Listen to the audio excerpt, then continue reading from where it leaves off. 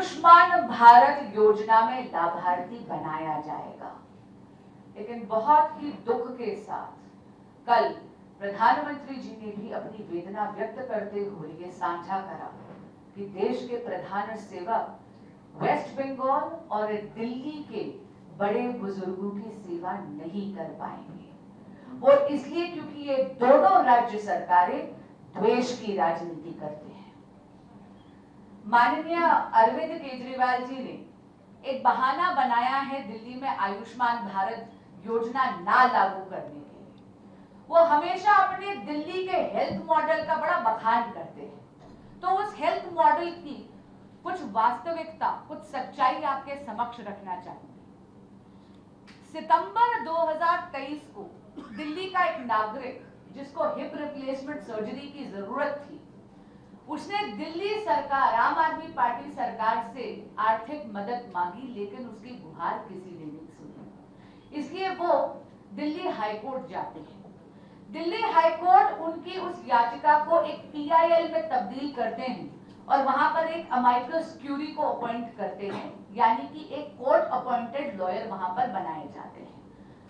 Court appointed lawyer ये कहते हैं, एक रिपोर्ट देते हैं और दिल्ली में चल रही दिल्ली आरोग्य कोष योजना की सच्चाई दिखाते हैं। मैं उनकी रिपोर्ट के 2 पैराग्राफ्स आपके समक्ष पढ़ के सुनाना चाहूंगी। वो बताते अपनी रिपोर्ट में कि किस तरह इस दिल्ली सरकार की योजना के लिए, आर्थिक सहायता के लिए एक पेशेंट को किस तरह दर-दर भटकना पड़ता है।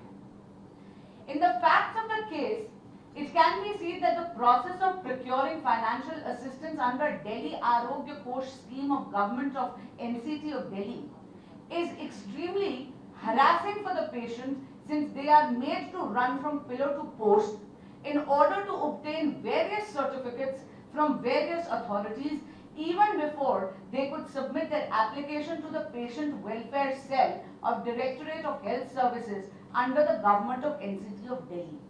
The application form has to be accompanied by an income certificate issued by the concerned SDM and an estimate certificate, which includes 3 quotations from 3 different vendors of the required implants, whereafter the same needs to be signed by the treating doctors and countersigned by the head of the concerned department along with the medical superintendent of the hospital.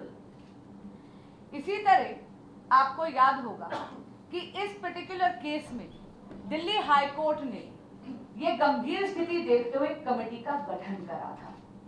मई में उस committee ने अपनी recommendations दे दी, लेकिन कहते हैं ना, यदि नियत हो तो नियति भी बदलती है। पर माननीय अरविंद केजरीवाल जी और आम आदमी पार्टी सरकार की काम करने की नियत ही नहीं है। इसलिए मई की दी हुई वो रिकमेंडेशंस आज तक उन्होंने इंप्लीमेंट नहीं करी, लागू नहीं करी। इसके अलावा एक दिल्ली सरकार का ही दस्तावेज आपके सामने रखती हूं। यह है इकोनॉमिक सर्वे ऑफ दिल्ली 2023-2024। कोई भी सरकार अगर 1 दशक से यहां पर सत्ता भोग रही है तो स्वाभाविक सी बात है आप उससे ये अपेक्षा करेंगे, खास करके अगर वो अपने हेल्थ मॉडल का बखान कर रही होगी, कि वो उस इंफ्रास्ट्रक्चर में दिल्ली के अस्पतालों में कुछ वृद्धि करेगी। लेकिन दिल्ली में 1 दशक से एक नया अस्पताल अरविंद केजरीवाल जी की सरकार ने खोला नहीं। यहां पर हेल्थ इंफ्रास्ट्रक्चर की वृद्धि तो छोड़िए, यहां पर तो घटौती हुई है। एक पन्ना आपको पढ़कर सुनाना चाहूंगी इस इकोनॉमिक सर्वे का। दिल्ली में अस्पताल 2015-16 में 94 थे, 2022-23 में 92 है, यानी घट गई संख्या। मैटरनिटी होम्स जहां पर 265 थे 2015-16 में, वो घटकर 2022-23 में मात्र 124 रह गए हैं। नर्सिंग होम्स जहां पे 1057 थे 2015-16 में, वहां घटकर 2022-23 में मात्र 1040 रह गए हैं। यानी अस्पताल घटे, मैटरनिटी होम्स घटे और नर्सिंग होम्स घटे। इसके अलावा यही रिपोर्ट याद करिएगा, ये दिल्ली गवर्नमेंट का दस्तावेज है। ये दस्तावेज ये भी दिखाता है कि बेड्स अवेलेबल और जनसंख्या जो है इसकी रेशो क्या है। Beds in medical institutions and bed population ratio in Delhi from 2015 to 16 to 2022 to 23। 2015-16 में 2.73 थी ये रेशो, ये घटकर 2022-23 में 2.70 आ गई। अब हम बात करते हैं मोहल्ला क्लिनिक्स की। उसका बखान तो अरविंद केजरीवाल हर बार करते हैं।